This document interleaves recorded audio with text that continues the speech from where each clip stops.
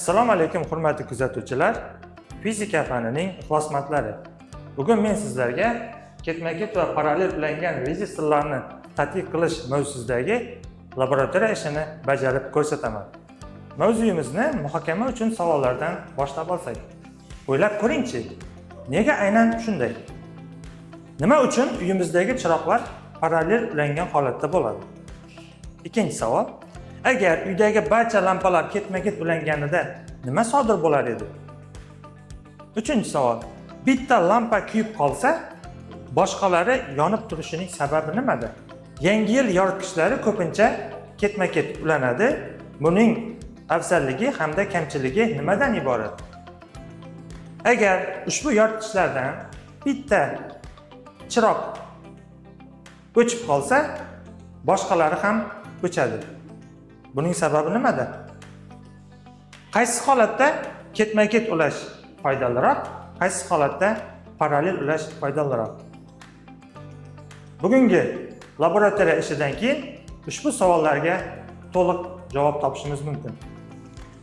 Ishni bajarishdan maqsad rezistorlarni parallel va ketma-ket ulanishini amaliyotda qo'llab ko'rish, nazariy olingan bilimlarni isbotlash.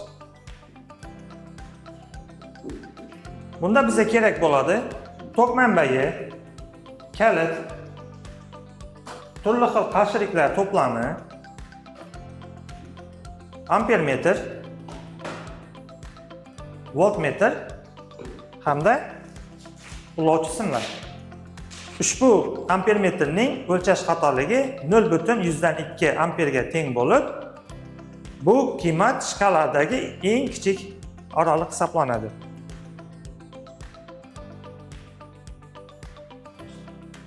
Asosiy ma'lumotlar. Nazariy olgan bilimlarni takrorlab olsak, ketma-ket ulangan zanjirda tok kuchi bir xil bo'ladi. Umumiy kuchlanish esa har bir rezistordagi kuchlanishlarning yig'indisiga teng bo'ladi. Umumiy qarshiligi esa har bir rezistordagi qarshiliklarning yig'indisiga teng bo'ladi. Parallel ulangan zanjirda esa umumiy tok kuchi har bir rezistordagi tok kuchlarining yig'indisiga teng bo'ladi. Umumiy kuchlanish esa har bir rezistordagi kuchlanishga teng bo'ladi. Umumiy qarshiligi esa parallel ulanganda umumiy qarshilikning teskari qiymati har bir zanjirdagi element qarshiliklarining teskari qiymatlari yig'indisiga teng bo'ladi. Ikkita rezistor parallel ulanganda umumiy qarshiliklar ko'paytmasining qarshiliklar yig'indisiga nisbatiga teng bo'ladi. Ketma-ket ulanishda ishni bajarish tartibi. Demak, tok manbaidan kalitga, kalitdan keyin ampermetrga ulaymiz. Ampermetrdan birinchi qarshilik hamda ikkinchi qarshilikka ketma-ket ulab, yana tok manbaiga ulaymiz. Keyin birinchi holatda biz voltmetrni birinchi qarshilikka, ikkinchi holatda ikkinchi qarshilikka, uchinchi holatda voltmetrni ikkita qarshilikning umumiy uchlariga ulaymiz. Ertang u taqsim i formuladan har bir rezistorni qarshiligini topib olamiz va olingan natijani o'zini pasportida yozilgan qiymat bilan solishtiramiz.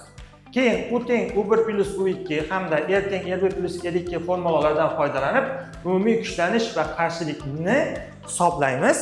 Ampermetr va voltmetrlar ko'rsatgan qiymatlardan foydalanib umumiy kuchlanish hamda qarshilikni aniqlab olamiz. Nazariy va amaliy aniqlangan qiymatlarni solishtiramiz va xulosa chiqaramiz. Ishni bajarishni boshlaymiz.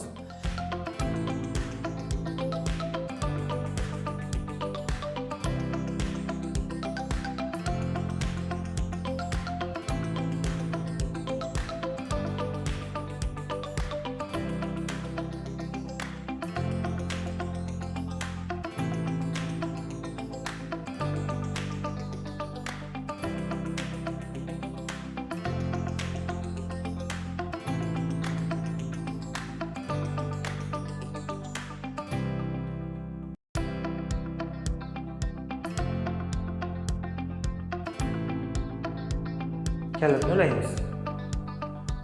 Ampermetr 0,14 amperni ko'rsatmoqda. voltmetrimiz 1,5 voltni ko'rsatmoqda. Natijalarni jadvalga yozib olamiz. Voltmetrni birinchi rezistor uchlaridan olib, ikkinchi rezistor uchlariga parallel ulaymiz. Bunda manbaning qutblariga e'tibor berishimiz kerak. Kalitni ulaymiz va voltmetrning ko'rsatkichini yozib olamiz.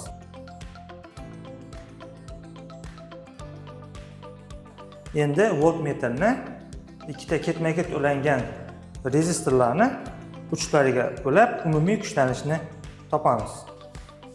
Voltmetrni ko'rsatkichi 3,7 volt ekan. Tajriba natijalarini tahlil qilamiz. 1,5 ga 2,2 ni qo'shadigan bo'lsak, 3,7 volt chiqadi. Biz amaliy yo'l bilan topganda ham 3,7 volt chiqdi. Demak, xulosa, ketma-ket ulanganda umumiy kuchlanish har bir rezistor uchlaridagi kuchlanishlarning yig'indisiga teng bo'lar ekan. Zanjirning umumiy qarshiligi 10,7 ga taxminan 15,7 ni qo'shsak 26,4 ohm chiqib kelar ekan. Endi amaliy yo'l bilan topilgan zanjirning umumiy qarshiligini ham hisoblab ko'ramiz. Bu umumiy kuchlanishni zanjirdagi umumiy tok kuchiga bo'lamiz. Demak, bu yerda formula avtomatik kiritilgan. Bu ham 26,4 ohmni tashkil qildi. Xulosa qilib aytishimiz mumkinki, nazariy olingan bilimimiz amaliyotda qo'llab ko'rdik va natijasi bir xil chiqdi. Demak, umumiy qarshilik har bir zanjirdagi elementlarning alohida hosil qilgan qarshiliklari yig'indisiga teng bo'lar ekan. Endi esa ikkinchi qismga o'tamiz, ya'ni parallel ulash. Parallel ulashda birinchi ushbu zanjirni yig'ib olamiz. Bu yerda tok manbai, kalit, ampermetr, keyin ikkita rezistor parallel ulanadi hamda birinchi holatda ampermetrni birinchi rezistorga ketma-ket ulaymiz, ikkinchi holatda esa ikkinchi rezistorga ketma-ket ulaymiz. Uchinchi holatda esa ampermetrni zanjirning tarmoqlanmagan qismiga ulaymiz va natijalarni jadvalga yozib boramiz. Keyin ertang u taqsimiy formuladan har bir rezistorning qarshiligini hisoblab olamiz.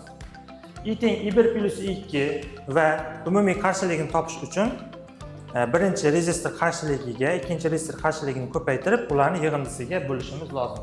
Nazariy olingan bilimlarni amaliyotda olingan natijalar bilan tahlil qilib xulosa chiqaramiz. Rezistorlarni parallel ulashni birgalikda ko'rib o'tamiz.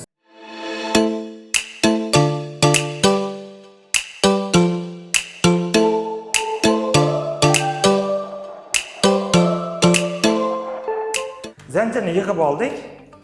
Endi kalitni ulaymiz va ampermetr hamda voltmetrni ko'rsatkichlarini jadvalga yozib olamiz. Birinchi rezistordagi tok kuchi 0,32 amperga teng ekan. Zanjirdagi kuchlanish esa 3,5 voltni tashkil qiladi. Ampermetrni ikkinchi rezistorga ketma-ket ravishda ulab olamiz. Tok manbaining musbat qutbidan kalitdan keyin birinchi rezistor uchlariga ulaymiz. Birinchi rezistor bilan ikkinchi rezistorni parallel ulaymiz. Ikkinchi rezistorga shu parallel ulash davomida, ya'ni birinchi rezistorga ikkinchi rezistor bilan ampermetrni ketma-ket ulangan holda parallel ulaymiz va voltmetrni ikkita rezistorni uchlariga kuchlanishni, umumiy kuchlanishni o'lchash uchun parallel ravishda ulaymiz. Kalitni ulaymiz va ampermetrni ko'rsatkichini yozib olamiz. Ampermetr 0,22 amperni ko'rsatmoqda. Endi ampermetrni zanjirning umumiy, ya'ni tarmoqlanmagan qismiga ulab, umumiy kuchlanishni topib olamiz. Demak, zanjirning tarmoqlanmagan qismidagi tok kuchi 0,54 amperga teng ekan. Ikkinchi bajargan laboratoriyamizni tahlil qilib olamiz. Zanjirdagi umumiy tok parallel ulanganda ikkita rezistordagi tok kuchlarini qo'shish orqali topiladi. Amaliy, ya'ni ampermetr ko'rsatgan umumiy tok kuchi esa 0.104 amperni ko'rsatdi. Demak, xulosa chiqarishimiz mumkin. Nazariy yo'l bilan topilgan qiymat amaliy yo'l, ya'ni laboratoriyada topilgan qiymat bilan bir xil chiqdi. Endi zanjirning umumiy qarshiligi ikkitasini ko'paytiramiz va shuni ikkisini yig'indisiga bo'lishimiz kerak. Bu 6.48 ohmga teng bo'ldi. Endi amaliy yo'l bilan topilgan qiymat, ya'ni zanjirdagi umumiy kuchlanishni 3.5 voltni ampermetr ko'rsatgan umumiy tok kuchiga bo'lsak 6.48 ohm kelib chiqdi. Bu nazariy yo'l bilan topilgan qiymat, bu amaliy yo'l bilan topilgan qiymat. Demak, ikkitasi bir xil natijani ko'rsatmoqda. Xulosa, nazariy olingan bilimlar amaliyotda ham to'g'riligi isbotlandi. Topshiriq.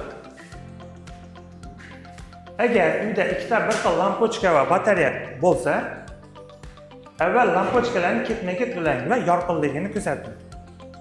Keyin ularni parallel ulang va solishtiring. Qaysi holatda lampochkalar yorqinroq yondi?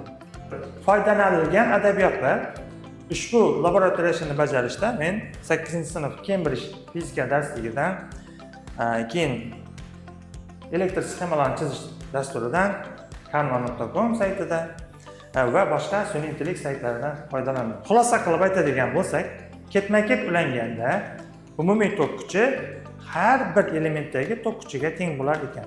Umumiy kuchlanish esa har bir elementdagi kuchlanishlarning yig'indisiga teng bo'lar ekan. Umumiy qarshiligi esa har bir elementning qarshiliklari yig'indisiga teng bo'ladi. Parallel ulanganda esa tok kuchlari yig'indisi umumiy tok kuchini bildiradi. Umumiy kuchlanish har bir elementdagi kuchlanishga teng bo'ladi. Umumiy qarshilikni teskari qiymati esa har bir elementning teskari qiymatlari yig'indisiga teng bo'ladi. Xulosa qilib shuni aytishimiz mumkinki, biz kundalik turmushda, elektronikada ketma-ket va parallel ulashlardan foydalanamiz.